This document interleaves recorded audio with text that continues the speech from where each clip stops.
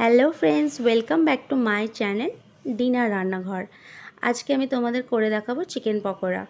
চলো দেখে নিই আমি কিভাবে বানাচ্ছি রেসিপিটা।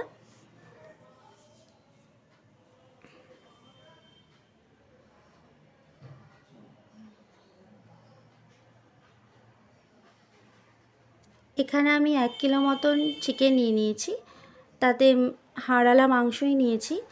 আর দিয়ে দিয়েছি একটু লঙ্কা বাটা, লবণ, লঙ্কার গুঁড়ো, এটা হলো ধনে গুঁড়ো, জিরে গুঁড়ো, তারপরে দিয়ে দিলাম চিকেন মশলা, গরম মশলা, ব্ল্যাক পেপার। এর আগেও আমি আমার চ্যানেলে চিকেন পকোড়া আমি তোমাদেরকে বানিয়ে দেখিয়েছিলাম, তো সেটা একটু অন্যরকমভাবে, আর এটার ইনগ্রিডিয়েন্টসগুলো একটু অন্যরকম, তাই তোমাদের সাথে শেয়ার করলাম। তোমাদের যদি রান্নাটা ভালো লাগে অবশ্যই একটা লাইক করো, কমেন্টস করো। যারা আমার চ্যানেলে নতুন এসছো তারা আমার চ্যানেলটায় সাবস্ক্রাইব করো, আর পাশে বেল আইকনটা প্রেস করে আমার সাথে থেকো। আর দিয়ে দিলাম 1 চামচ আদা রসুন পেস্ট, আর দিলাম 2 ঢাকনা মতন ভিনিগার। আর এখানে অবশ্যই আমি নিয়ে নিয়েছি একটা গন্ধরাজ লেবু। এই গন্ধরাজ লেবুটা আমাদের বাড়ির গাছের, খুব সুন্দর একটা সেন্ট হয়, তোমরাও দিতে পারো, আর খেতেও খুব ভালো লাগে। তোমরা পাতিলেবুর জায়গায় এই লেবুটা ইউজ করে দেখো, তোমাদের খুবই ভালো লাগবে। আমাদেরও খুব ভালো লেগেছিল আর খুব মজা হয়েছিল বলেই আমি তোমাদের সাথে কিন্তু এটা শেয়ার করেছি।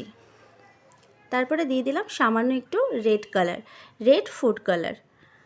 এটা আমি মাখিয়ে রেখেছিলাম প্রায় 2 থেকে 3 ঘন্টা মতন। এটা আমি মাখিয়ে ফ্রিজে এখন রেখে দেব।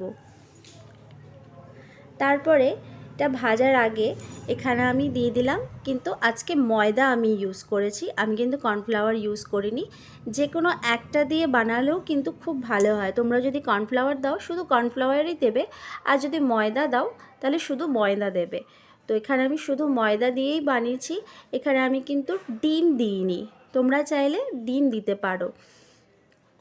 তারপরে একদম গরম তেলের মধ্যে এটা আমি এক এক করে ছেড়ে দিলাম পকোড়াগুলো। দেখতে পাচ্ছ এইভাবে ঠিক এরকম কালার একটা আসবে। তোমরা যদি মানে ফুড কালারটা দাও তাহলে খুব সুন্দর একটা কালার আসে, দেখতেও খুব ভালো লাগে, খাওয়ার মানে আকর্ষণটা বেড়ে যায়। তো এইভাবে আমি এগুলো মানে এখন আমি মিডিয়াম করে নিয়েছি গ্যাসের ফ্লেমটাকে। তো এইভাবে আস্তে আস্তে আমি এগুলো একে একে ভেজে নেব।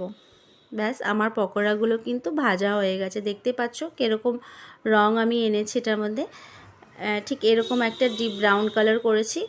তো তোমরা রান্নাটা দেখে অবশ্যই শিখে কেমন লাগলো তোমরা খেয়ে আমাকে জানিও কমেন্টসে, আর লাইক করো। চলো নেক্সট আসবো অন্য কোনো রান্না নিয়ে। Thanks for watching.